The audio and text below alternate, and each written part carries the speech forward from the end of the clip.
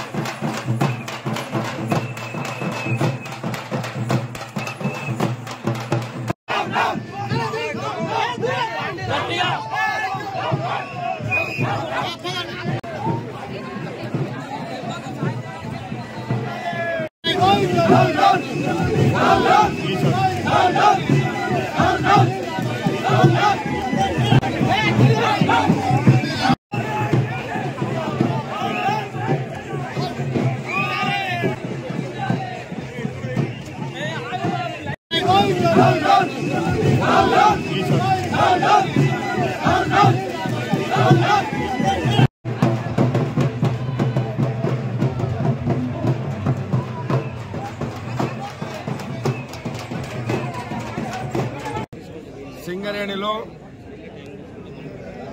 గత సంవత్సర కాలంగా జరిగిన స్ట్రక్చర్ సమావేశాల్లో ఏదైతే యాజమాన్యం అంగీకరించిందో వాటిని వెంటనే సర్క్యులర్లు ఇవ్వాలని, అట్లాగే కమిటీలు ఏదైతే ఏర్పాటు చేశారో వాటి రిపోర్ట్ ఇవ్వాలని, అదేవిధంగా కంపెనీకి వచ్చిన లాభాలు ఎంతో చెప్పి 35% వెంటనే ప్రకటించాలని మొన్న మేము 12వ తారీఖు నాడు స్ట్రక్చర్ సమావేశం హైదరాబాద్లో జరిగేదాన్ని బాయ్కాట్ చేసినాం.